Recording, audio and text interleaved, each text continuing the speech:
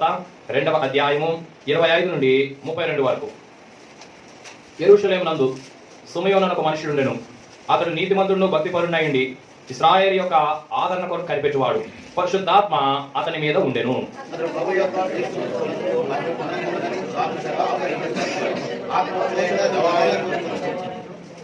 అతడు ధర్మశాస్త్ర పద్ధతి చొప్పున ఆయన విషయమై జరిగించటకు తల్లిదండ్రులు శిశువైన యేసును దేవాలయంలోనికి తీసుకుని వచ్చినప్పుడు అతడు తన చేతులతో ఆయన ఎత్తుకుని దేవుని స్తుతించుచు ఇట్లనెను.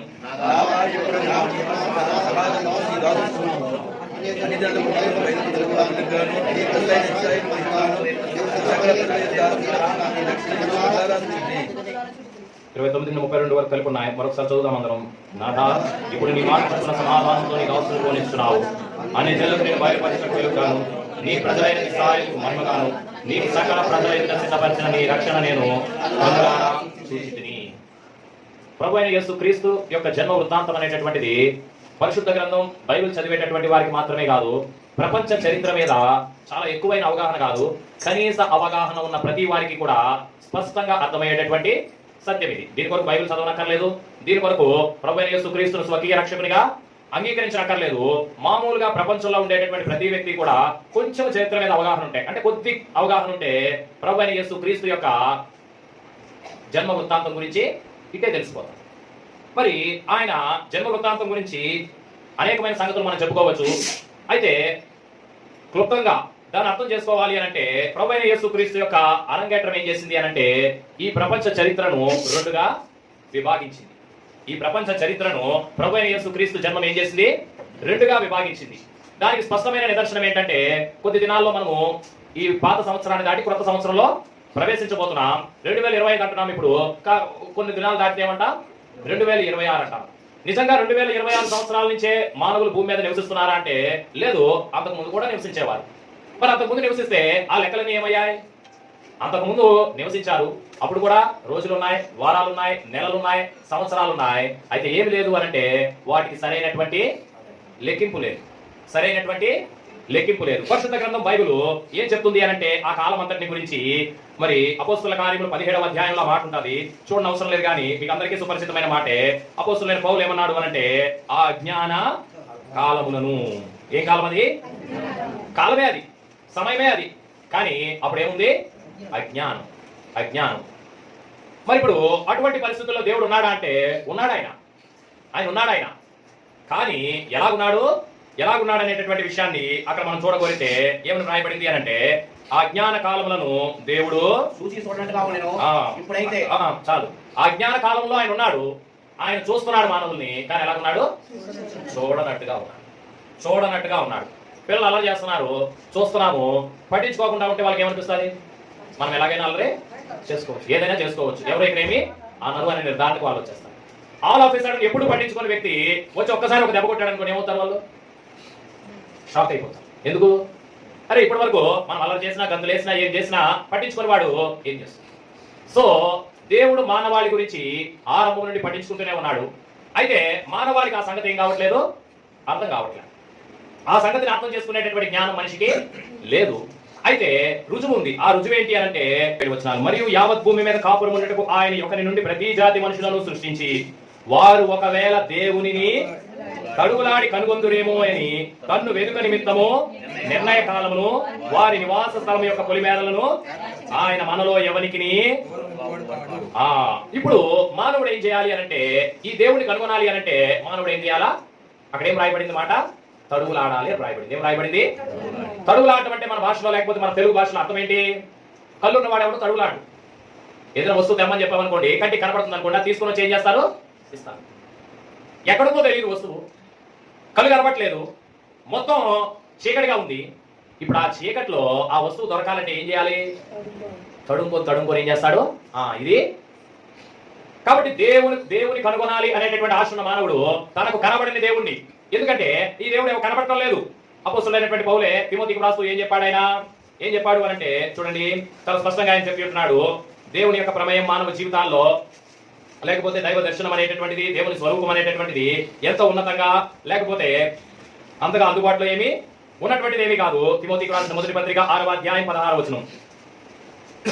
సమీపింపరాని తేజస్సులో ఆయన మాత్రమే వసించుచు అమరత్వం గలవాడై ఉన్నాడు. ఇప్పుడు ఎవరు గాని సమీపించలేనటువంటి మహా తేజస్సు ఉంది, అక్కడ ఆయన నివసిస్తున్నాడు. నివసిస్తూ ఎలా ఉన్నాడు ఆయన? అమరత్వము అంటే నిరంతరము జీవించేటటువంటి శక్తితో ఉన్నాడు దేవుడు. మనుషుల్లో ఎవడును ఆయనను చూడలేదు. ఏ మనుషుడు దేవుని చూడలేదు, ఎవడను చూడలేడు. ఎవడు చూడలేడు కూడా. ప్రియులారా, ఎవడు దేవుని చూడలేదు, ఎవడు దేవుని చూడలేడు కూడా. చూడలేడు కూడా. అంటే చూడాలని ఆశ ఉన్నా కూడా అది సాధ్యమయ్యేటటువంటి సంగతి ఏమి కాదు. పాత నిబంధన కాలంలో మోషే అన్నటువంటి వ్యక్తి ఆశపడ్డాడు. ఆయన స్పష్టంగా చెప్పాడు, ఏ నరుడు నన్ను చూచి. ఇప్పుడు దేవుని చూడని మానవుడు, దేవునిని చూడలేని మానవుడు ఏం చేస్తున్నాడు? తడువులాడుతున్నాడు. ఏం చేస్తున్నాడు? ఈ తడువులాటలో మానవుడు ఏం చేశాడు అనంటే, అదృశ్య దేవుని యొక్క లక్షణాలు, జగదుత్పత్తికి ముందు ఆయన ఇచ్చినటువంటి జ్ఞానము ఇదంతా ప్రక్కన పెట్టేసి, మనిషికి కూడా కొంత జ్ఞానం ఉంది కదా, ఆ జ్ఞానాన్ని ఉపయోగించి ఏం చేశాడు అనంటే, అపోస్తల కార్యములు 17వ అధ్యాయము, అపోస్తల కార్యములు 17వ అధ్యాయము 29వ వచనము మధ్యలో చదువుతాం. మనుషుల చమత్కార కల్పనల వలన మలచబడిన బంగారమునైనను వెండినైనను రాతినైనను. ఇప్పుడు దేవుణ్ణి చూడలేని మానవుడు, చూడని మానవుడు ఇప్పుడు ఏం చేశాడు అనంటే, తడువులాడి కనుగోవడానికి దేవుడు ఒక మార్గాన్ని నిర్ణయించాడు. అది కొంచెం కష్టంగా ఉందని ఏం చేసేశాడు? ఆ మార్గాన్ని వదిలిపెట్టేసి ఏం చేశాడు అనంటే, తనలో ఉన్న చమత్కారాన్ని బయటికి తీసుకొచ్చాడు, తనలో ఉన్న టాలెంట్ బయటికి తీసుకొచ్చాడు. ఇప్పుడు ఈ చమత్కారం వలన ఏం చేస్తున్నాడు? వెండికి ఒక రూపం ఇస్తున్నాడు, బంగారానికి ఒక రూపం ఇస్తున్నాడు, రాతికి ఒక రూపాన్ని ఇస్తున్నాడు, అలాగే మట్టికి ఒక రూపాన్ని ఇస్తున్నాడు. ఇచ్చి ఏమనుకుంటున్నాడు? నేను చూడలేను కూడా. అంత మాత్రాన తెలిసినట్టుగా నటించవలసిన అవసరం లేదు. తెలియదంటే బాగానే ఉంటుంది. మాకు ఇప్పుడు బాగా గుర్తు వస్తుంది. మేము ఎగ్జామినేషన్ రాస్తుంటే జంబ్లింగ్ చేస్తారు కదా, అందరూ మా క్లాస్ స్టూడెంట్సే ఉంటారు, అన్ని క్లాస్ స్టూడెంట్స్ అక్కడ ఉంటారు. ఒక పిల్లాడికి కావాలని ఇన్విజిలేటర్ ఏం చేశాడు అంటే, వాడు 7th క్లాస్ చదువుతుంటే 9th క్లాస్ క్వశ్చన్ పేపర్ ఇచ్చాడు. వాడు 7th చదువుతుంటే ఏం చేశాడు? 9th క్లాస్ క్వశ్చన్ పేపర్ ఇచ్చాడు. ఇచ్చేస్తుంటే ఒక పావు గంట చూస్తే వాడు రాసేసాడు. మొత్తం రాయలేదు కానీ ఒక పేజ్ రాసేసాడు. అరే 7th క్లాస్ చదివేటటువంటి వాడికి 9th క్లాస్ పేపర్ ఇస్తే ఎలా రాసేసాడు అంటే, 9th క్లాసే కాదు 10th క్లాస్ ఇచ్చిన వాడు రాసేస్తాడు. వాడు కనుక చదువుంటే అప్పుడు నేను చదివింది ఇందులో లేదనో, లేకపోతే ఈ ప్రశ్నలకు ప్రత్యుత్తరం అవుట్ ఆఫ్ సిలబస్ అనో వానికి అనిపించుండేది. వాడు ఏమీ చదవలేదు. వారికి మనసులో ఆన్సర్ తెలియకపోయినా ఏదో ఒకటి రాసేటటువంటి, మనకి కొన్నిసార్లు ఆన్సర్ తెలియకపోయినా ఏదో ఒకటి చెప్పేసే అలవాటు ఉంటుంది. కొన్నిసార్లు నిజం తెలియకపోతే ఏదో ఒకటి మాట్లాడేసేటటువంటి అలవాటు ఉంటుంది. కొన్నిసార్లు ఏదో ఒకటి కల్పితం అనేటటువంటిది మానవ జీవితాల్లో సర్వసాధారణం. చదివేటప్పుడు కూడా చూడండి ఏం చేస్తాము అనంటే, అది అర్థం కాకపోయినా ఏదో రకంగా చదివేసేయాలని చెప్పేసి దాని ప్రొనౌన్సియేషన్ ఒకలా ఉంటే ఒక కొత్త ప్రొనౌన్సియేషన్ తీసుకొచ్చేస్తాం. కాబట్టి మనిషిలో స్వాభావికంగా ఏముంది అంటే కల్పితం ఉంది. కల్పితం ఉంది. అందుకనే లోకంలో చూడండి కల్పిత పాత్రలు అంటారు. ఏమంటారు? సినిమాలు అద్భుతంగా తీయడానికి, లేకపోతే కోట్లు అవి ఆదాయాలు రాబట్టడానికి కారణం ఏంటి? కల్పించేటటువంటి ఆలోచన శక్తి మానవునికి ఉంది. కల్పనను నిజమన్నట్టుగా చూసి ఆనందించే బలహీనత కూడా మనిషికి ఉంది. అది కల్పితమని తెలుసు, అది నిజం కాదని తెలుసు, కానీ నిజమన్నట్టుగా చూసి మానవుడు ఏం చేస్తున్నాడు? ఆనందిస్తున్నాడు. దేవుని విషయంలో కూడా ఇదే జరిగింది. తాను చూడని దేవుణ్ణి, చూడలేనటువంటి దేవుణ్ణి తన చమత్కారము, తన టాలెంట్ తో ఏం చేసేశాడు? ఒక రూపం ఇచ్చి ఇదే దేవుడు.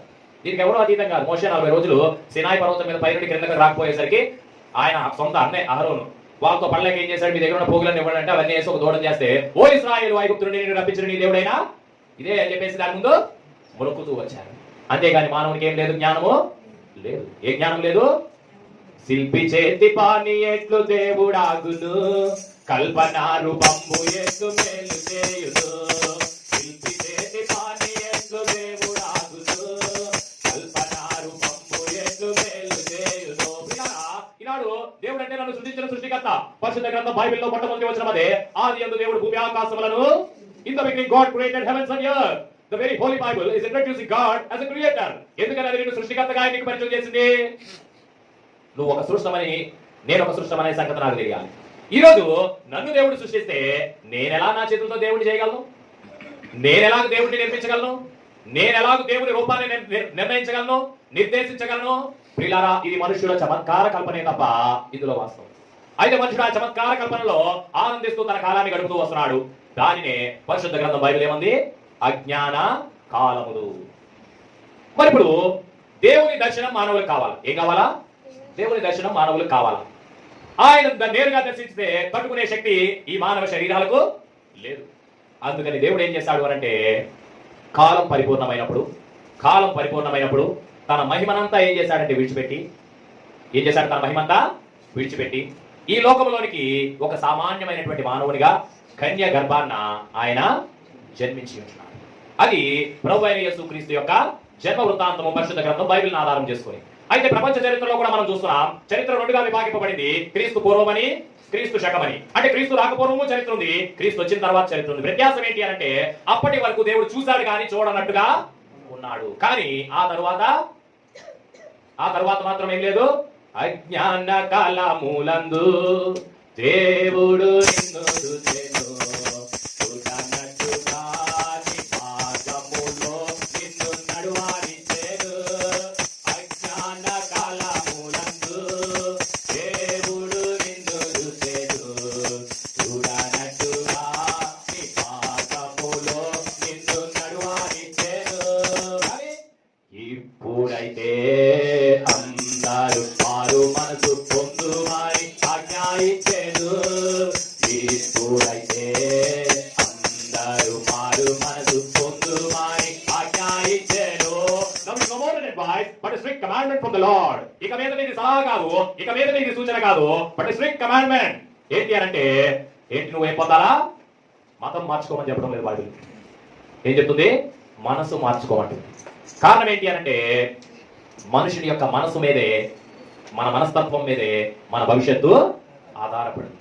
నీ భవిష్యత్తు బాగుండాలి అంటే మార్పు రావాల్సింది, మార్పు ఆరంభం కావాల్సింది ఎక్కడ? నీ మనసులో. ఎవరిలోనో కాదు. చాలా మంది భూలోకంలో వెతుకుతూ ఉంటారు. ఏం వెతుకుతుంటారంటే అక్కడికి వెళ్తే ఏదైనా మేలు ఉంటాదేమో, ఇక్కడికి వెళ్తే మేలు ఉంటాదేమో, లేకపోతే ఎక్కడికి వెళ్ళినా ఏ మేలు నువ్వు నేను పొందలేమో. నువ్వు నేను మేలు పొందాలి అంటే మారవలసిందేంటి? అందుకే ఆజ్ఞ ఏంటి? మారు మనసు పొందుడి, మార్గమున నడువుడి, మీరు ప్రియులైనా హక్కుగా పాలించుదు. మారు మనసు పొందుడి. మానవుని యొక్క మనసు మారాలా? ఈనాడు మారవలసింది మానవుని యొక్క మనసు. పద్ధతులు కాదు, అలవాట్లు కాదు, సంప్రదాయాలు కాదు, విధి విధానాలు కాదు. ఒక మనిషికి మేలు జరగాలి అంటే మార్పు ఎక్కడ రావాలంటే మనసులో రావాలా. ఇప్పుడు ఆ మనసులో మార్పు కలగజేయడానికి మనం చూడలేకపోతున్నాం కదా, చూడలేము కదా దేవుడిని. ఇప్పుడు ఆ దేవుడు ఏం చేశాడు అనంటే ఈ లోకంలోనికి తన మహిమను విడిచిపెట్టి ఒక సామాన్యమైన మానవునిగా దిగొచ్చాడు. దిగొచ్చినటువంటి సమయంలో అంటే చరిత్రలో చెప్తున్నాం, ఇప్పుడు చరిత్రకి వెళ్తున్నాం. సుమయోన్ అనేటటువంటి ఒక వ్యక్తి ఉన్నాడు. పేరేంటైంది? ఈయన గురించి బైబిల్ ఏమైనా సాక్ష్యం ఇస్తుందంటే మనం ఆల్రెడీ చదువుకున్నాం. లూకా సువార్త 2:25 యెరూషలేమునందు సుమయోను ఒక మనుషుడు ఉండెను. అతను ఎవరు? నీతిమంతుడును భక్తిపరుడై ఉండి. రెండు ఉన్నాయి అక్కడ. నీతిమంతుడు, భక్తిపరుడు ఉన్నాడు. ఏం చేస్తాడు అతడు? ఇశ్రాయేలు యొక్క ఆదరణ కొరకు ఏ విధంగా ఇతడు నీతిమంతుడు కాగలిగాడు? ఏ విధంగా ఇతడు భక్తిపరుడు కాగలిగాడు? అతడు ఎవరి ఆదరణ కొరకు కనిపెడుతున్నాడు? ఇశ్రాయేలు యొక్క ఆదరణ కొరకు. ఈనాడు అనేక మంది మనుషులు నీతిమంతులు కాలేకపోవడానికి, భక్తిగా ఉండలేకపోవడానికి గల కారణం ఏంటో తెలుసా? వాళ్ళకు ఉన్నటువంటి పరిస్థితులు ఇవే చాలా ప్రాధాన్యమైనవి. నాకు ఏదైనా ఇబ్బంది ఉంటే అదే నాకు చాలా ప్రాధాన్యమైనది. నాకు ఏదైనా సమస్య ఉంటే అదే నాకు ప్రాధాన్యమైంది. నాకు ఏదైనా అవసరం ఉంటే అదే నాకు ప్రాధాన్యమైంది. మనకు మనం ప్రాధాన్యత ఎక్కువ ఇచ్చుకున్నంత కాలము నీతి అనేది మనకు అందదు ప్రియులారా. సుమయోను నీతిపరుడిగా భక్తిపరుడిగా ఎందుకున్నాడంటే తన గురించినటువంటి చింత తనకు లేదు. వ్యక్తిగతమైనటువంటి ఆలోచనలు, వ్యక్తిగతమైనటువంటి అక్కర్ల గురించి కానీ అవసరతల గురించి కానీ కనిపెట్టేటటువంటి వాడు కాదు. దేని కొరకు కనిపెడుతున్నాడు? ఇశ్రాయేలు యొక్క ఆదరణ కొరకు. దేవుని ప్రజలైనటువంటి వారు ఆదరింపబడాలని ఆ కోరిక అతను ఏం చేసింది అంటే నీతిమంతుడిని చేసింది, భక్తిపరుడిని చేసింది. 2025 యొక్క సంవత్సరాంత కాలంలో మనం ఉంటూ వస్తున్నాం. 2026 సంవత్సరము నీతిపరుడుగా భక్తిపరుడుగా నేను ప్రవేశించగలిగితే ఇకనైనా వదిలిపెట్టాలి. ఏం వదిలిపెట్టాలి? మనకున్నటువంటి వ్యక్తిగతమైన పర్సనల్ డిజైర్స్, వ్యక్తిగతమైనటువంటి కోరికలు వదిలిపెట్టాలి. కోరికలు కోరుకుంటున్నందువల్ల మన స్థితి కానీ, స్థాయి కానీ, పరిస్థితులు కానీ మానవు పెరగవు. అయినా కూడా మానవుడికి ఉన్న బలహీనత ఏంటంటే కోరుకుంటూనే ఉంటాడు. కోరుకున్నంత కాలము ఆ కోరికలతో మనసు పతనావస్థకి వెళ్తుందే తప్ప మనసు మారడానికి అవకాశం. నువ్వు మారు మనసు పొందాలి అంటే నీ ఆలోచన ఎవరి మీద ఉండాలా? దేవుని మీద ఉండడం అంటే ఏంటి? పొరుగువాడిని ప్రేమించడమే దేవుని ప్రేమించడము. అలాగే ఇతరుల యొక్క ఆదరణ కొరకు. ఇశ్రాయేలు రక్షింపబడినటువంటి ఆల్రెడీ రక్షింపబడిపోయారు కదా, వాళ్ళు విమోచింపబడ్డారు కదా. వాళ్ళకి ఆదరణ ఏంటి? వాళ్ళకి ఆదరణ ప్రయాసపడి ఆదరణ లేక గాలివాన చేత కొట్టబడినానా ఏం చేస్తాను నేను? నీలముల పునాదులు వేసి నీలాంజనములతో మాణిక్య మనులతో నీలముల పునాదులు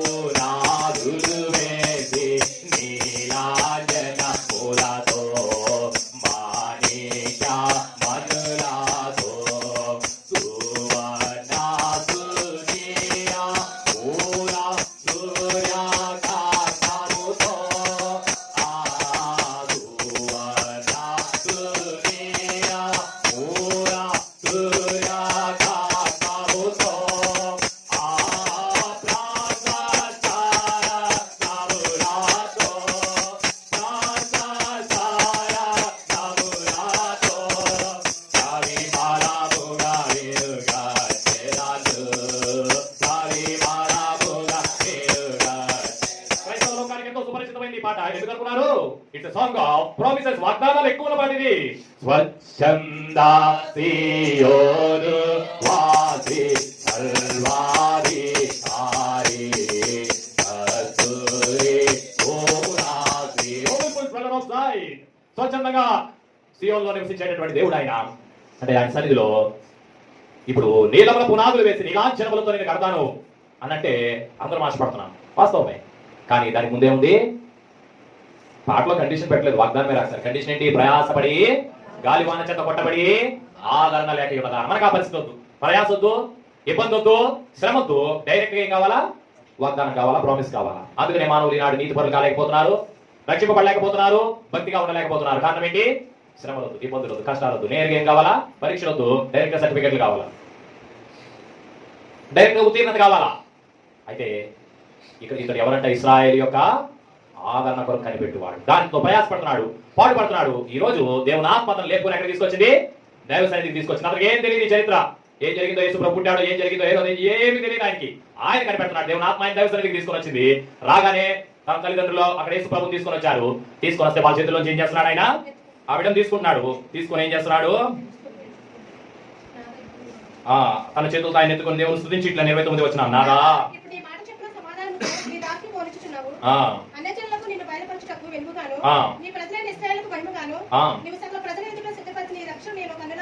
ఈ బిడ్డ అనట్లేదు, సకల ప్రజల ఎదుట నీవు సిద్ధపరిచిన నీ రక్షణ. ఎవరైనా రక్షణను సాగేడు యేసుని ప్రేమను లక్ష్యము చేయుగో ప్రియుడా. రక్షణను సాగేడు యేసుని ప్రేమను లక్ష్యము చేయుగో ప్రియుడా. అక్షయ రాజము నీయందు వచ్చిన రక్షకునిగాడు స్నేహితుడా. అక్షయ రాజము నీయందు వచ్చిన ఈరోజు సుమయోను చెప్తూ వస్తున్నాడు, అన్ని జనులైన ఇశ్రాయేలీలైన ప్రజలకు ఆయన ఎవరు? మహిమగాను. అలాగే అన్ని జనులకు నేను బయలుపరచటకు వెలుగుగాను. ఆయన ఎవరంట? ఆయన ఎరగని అన్ని జనులకు ఎవరైనా వెలుగు. వెలుగు, ఆ మహా వెలుగు ఏం రాయబడింది? అరుణోదయ చీకటి అందున మరణ ఛాయలో నివసించు మానవాళికి వెలుగు రాయించెను వాత్సల్యముతో చమత్కార కల్పనల వల్ల మరల్చబడినటువంటి వెండిని, బంగారును, రాతిని, మట్టిని దేవత్వం అని కలుస్తున్నటువంటి అన్ని జనులైనటువంటి వారికి ఆయన ఎలాగున్నాడు? మహా వెలుగుగా ఉన్నాడు. ఆ వెలుగు రాగానే ఏమైపోతాది? పరుగిడే చీకటి వెలుగుదాయి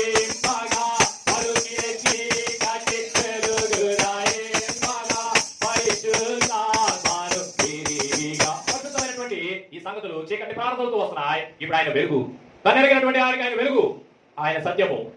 ఆ వెలుగు రానంతసేపు మనుషుడు ఏం చేస్తున్నాడు? తడువులు ఆడుతున్నాడు. మొదటి ఏం చెప్పుకున్నా? తడువులు ఆడుతున్నాడు. ఇప్పుడు వెలుగు వచ్చేసింది, ఇక తడువులు ఆడాల్సిన పని లేదు. ఏది స్పీకరో, ఏది గడియారమో, ఏది క్యాలెండరో, ఏదేంటో ముట్టుకోకర్లేదు. నేను చూసి ఏం చేయగలను?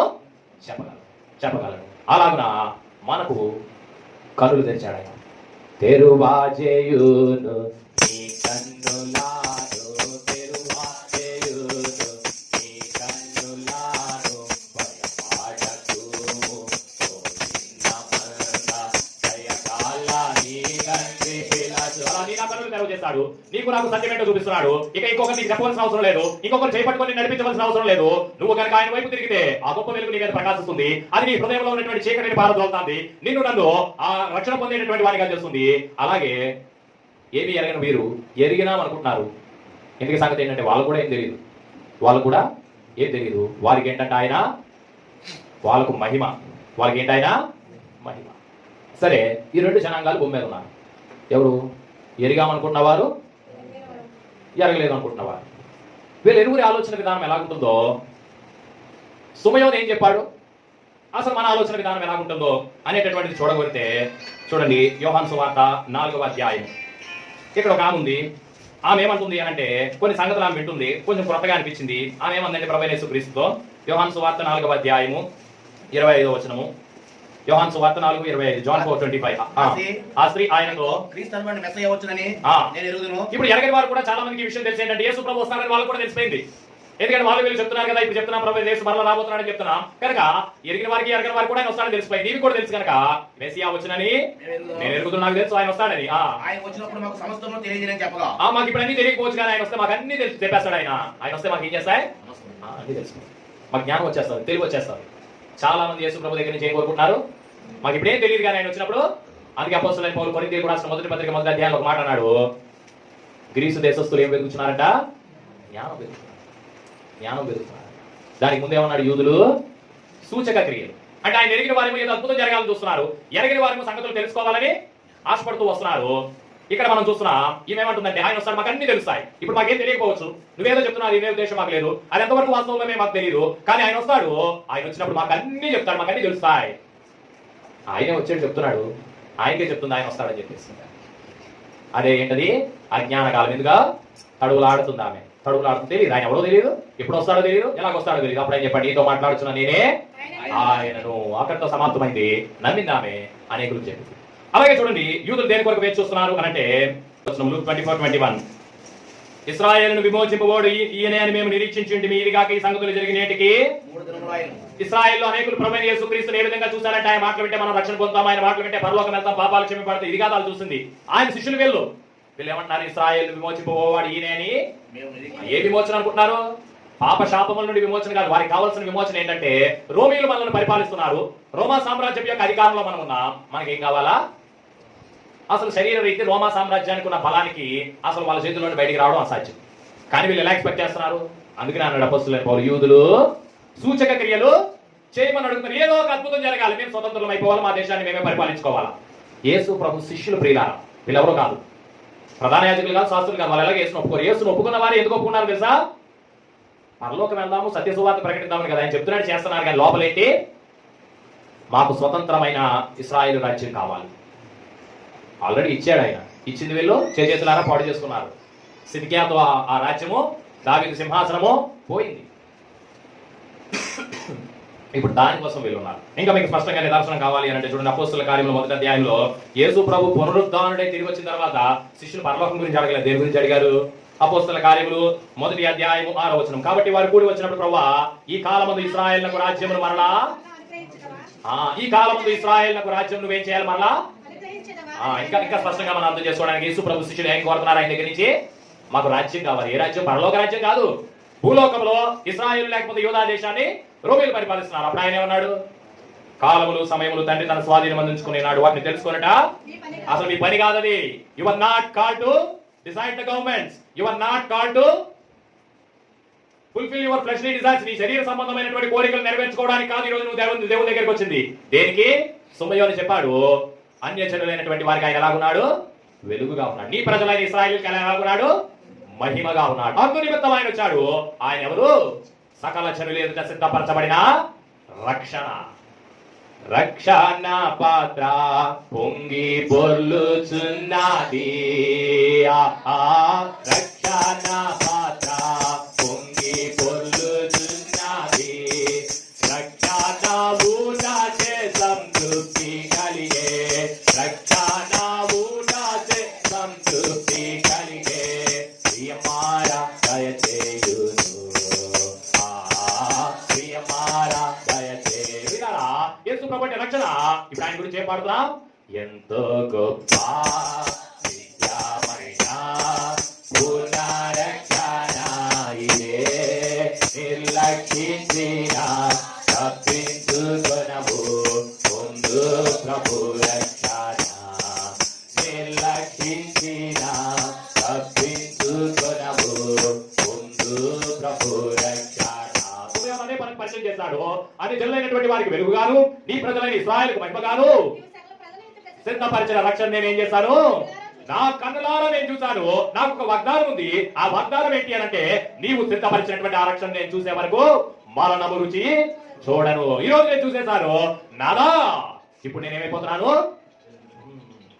నేను చచ్చిపోకముందు మా అబ్బాయి కోటీశ్వరుడు అయిపోయాడు, లేకపోతే మా అబ్బాయి ఉన్నతమైన వాడు అయిపోయాడు, లేకపోతే నేను అనుకున్నాను సంపాదించేశాను అని చాలా మంది తృప్తి పడుతున్నారు. పిల్లలారా, శరీర సంబంధమైన ఏ సంగతుల్లో కూడా నువ్వు ఈ రోజు తృప్తిగా ఉంటావేమో, రేపొద్దున ఆ సంగతి నీకేం కలగజేయదు, తృప్తి కలగజేయదు. అదేంటంటే ఈ రోజు ఏదో తాగినప్పుడు దాహం తీరినట్టుగానే ఉంటుంది, ఆ తర్వాత ఎలా ఉంటుంది, మళ్ళీ దాహం వేస్తుంది. ఈ నీళ్లు త్రాగువాడు మరలా దప్పికొనను. అయితే మానవుడు ఈనాడు దేని కొరకు ప్రభువైన యేసుక్రీస్తు వైపు చూస్తున్నాడు? భూలోక సంబంధమైన సంగతులే. అవన్నీ ఏం చేస్తాయి? మరలా దప్పికొను జల జగడములతోన ప్రాణము విసిగితే సాయుండగా. మరలా దప్పికొను జల జగడములతోన ప్రాణము విసిగితే సాయుండగా. జీవజల నదులు నా నుండి ప్రవహింపజేసి నిత్యమైన తృప్తి నాకు కలిగించెను. జీవజల నదులు నా నుండి ప్రవహింపజేసి నిత్యమైన తృప్తి నాకు కలిగించెను. ఇప్పుడు నేను నా ప్రభువుని స్తుతించేది, గర్వపరిచేది ఏంటంటే, ప్రభువా నువ్వు నాకు ఉద్యోగం ఇచ్చావని కాదు, లేకపోతే నువ్వు నాకు కుటుంబాన్ని ఇచ్చావని కాదు, ప్రభువా నువ్వు నాకు సంఘాన్ని ఇచ్చావని కాదు, నువ్వు నాకేమిచ్చావు? నా నుండి జీవజల నదులు, నీ రక్షణ నాకు అనుగ్రహించావు. దానిని బట్టి ఎంత సంతోషిస్తున్నాడు? నే హృదయం మార ప్రభుని స్తుతించెదను. నే హృదయం మార ప్రభుని స్తుతించెదను. మనసార తండ్రిని పొగడెదను. నే హృదయం మార ప్రభుని స్తుతించెదను.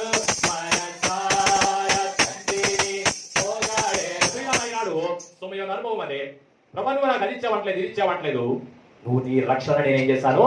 ఈ బిడ్డను నేను చూశాను. ఆ బిడ్డ గురించి ఏం జరుగుతాదో, ఏమవుతాడో ఎవరికి తెలియదు ఇంకా స్పష్టంగా. అయితే దేవుని ఆత్మ కలిగినటువంటి వాడే ఆ బిడ్డను చూసి స్పష్టంగా చెప్తున్నాడు, ఈయన అన్ని జనులకు వెలుగు, is the light for the Gentiles and glory for the Israelites. ఇశ్రాయేలు ప్రజలకు మహిమ, అన్ని జనులకు వెలుగు. అంటే దాని అర్థం ఏంటంటే ఆయన రక్షణ దయచేసేవాడు, రక్షణ దయచేసేవాడు. రక్షణ పాత్ర పొంగిపోతుంది. ఈనాడు నువ్వు నేను ఆ పాత్రను సద్వినియోగం చేసుకోకపోతే రక్షణ ఊట పైకి వస్తుంది, తన్నుకు వస్తుంది. ఆ దినమున దావీదు సంతతి వారి కొరకు ఏం తీయబడుతుందంట? పాపమును పరిహరించేటటువంటి ఓట ఒకటి తీయబడింది. ఇప్పుడు ఏం చేస్తుంది ఓట?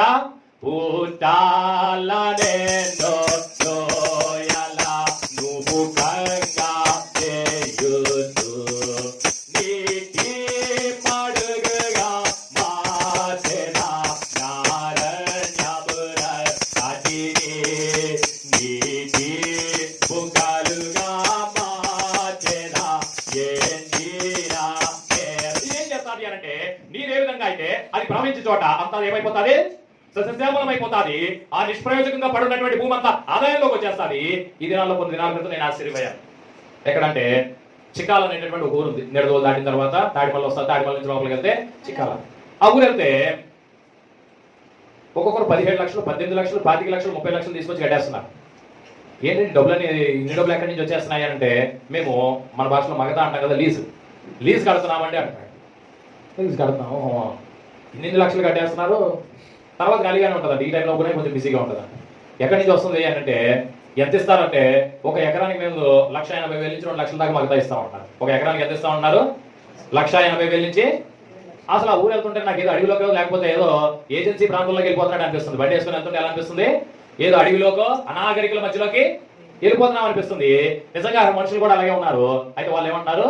ఒక్కొక్క ఎకరాకి మేము 2 లక్షల దాకా. ఏ కారణం ఏంటి? ఏం జరుగుతుంది అంటే, భూమి ఫలిస్తే అద్భుతమైనటువంటి అప్పటి వరకు నిష్ప్రయోజకమే, విలువలేందే, ఎందుకు పనికిరాందే, ఎవడు దాని వైపు చూడలేదు. అలాగున నిష్ప్రయోజకంగా ఉన్నటువంటి నా జీవితాల్లో ఈ ఓటు ఏం చేస్తుంది? ఈ ఓటు ఏం చేస్తుంది అంటే, నిన్ను నన్ను ఫలింపులోనికి తీసుకొస్తాను, ఉపయోగకరంగా మారుస్తుంది. ఎన్నిక లేని నిన్ను, లేకపోతే ఎందుకు పనికిరానటువంటి నిన్ను, నిష్ప్రయోజకమైనటువంటి నిన్ను ఏం చేస్తుంది? సుమ్మముల హారము సంతోషాన తైలము నీదే, స్తుతి వస్త్రములు నీదే. సుమ్మముల హారము సంతోషాన తైలము నీదే, స్తుతి వస్త్రములు. ఇక పనికిరాలనుకున్న వాళ్ళు, ఇక వీళ్ళు అభివృద్ధి కావాలనుకున్న వాళ్ళు, ఇక ఎందుకు వీడు నిష్ప్రయోజకం అనుకున్న వాళ్ళు నీ వైపు చూసి, అయ్యో ఏంటి మార్పు?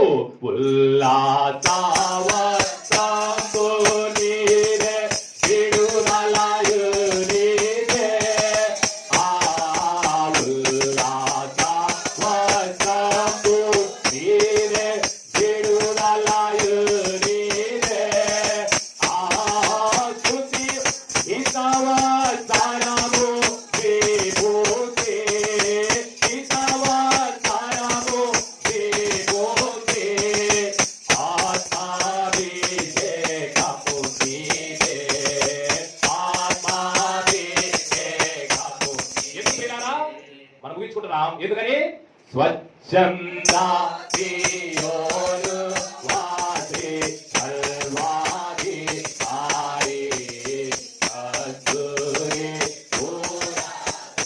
మా ఫ్రిడ్జ్ మీద చాలా కాలం ఒక వచ్చిన అలాగే ఉండిపోయింది. The lord God omnipotent reigneth. సర్వాధికారియు ప్రభువు దేవుడు ఏలుచున్నాడు. ఇక మీద నీ జీవితంలో నీ హృదయాన్ని నువ్వు తెరిచావు, నీకు వెలుగుగా ఆయన వచ్చాడు, నీకు మహిమగా ఆయన వచ్చాడు. నేను పరిపాలించేది ఆయన అరంగేట్రము ప్రపంచ చరిత్రను రెండుగా విభాగించింది. ప్రపంచ చరిత్రకు ఒక లెక్క తీసుకొని వచ్చింది. ఇప్పుడు నీ జీవితానికి కూడా ఒక లెక్క తీసుకొని వస్తుంది, ఒక ఫలింపులోనికి తీసుకొస్తుంది. ఇది వరకు లెక్క ఉంది, కానీ లెక్క లేకుండా కాలం గడిచిపోయింది. ఇప్పుడు లెక్క పెట్టి చెప్తున్నారు 2 లక్షలండి ఇచ్చేది అని చెప్పేసి. ఎంత అద్భుతం ఇది, ఎంత ఆశ్చర్యం ఇది! ఎందుకు పనికిరాదనుకున్న భూమిలో ఏ విధంగా అయితే ఫలభరితం అయిపోయిందో, నీ నా జీవితాలను ఫలభరితం చేయడానికి, నిన్ను నన్ను దీవించడానికి, ఆశీర్వదించడానికి నువ్వు నేను చూడకుండా ఏదో చూసినట్టుగా మనం ఏదేదో మన చేత చమత్కార కల్పన వల్ల మరల్చబడినటువంటి వాటిని పూజించి సంతోషపడిపోతున్నాం. నిజమైన సంతోషము, నిజమైన సమాధానము, నిజమైన తృప్తిని, నిజమైనటువంటి వెలుగుని నీకు నాకు ఇవ్వడానికి ఆయన కన్య గర్భాన్ని జన్మించి ఈ లోకంలోనికి వచ్చాడు. ఇప్పుడు సమయంలో తన కలిగినటువంటి అనుభవాన్ని ఎంతో చక్కగా వివరించాడు.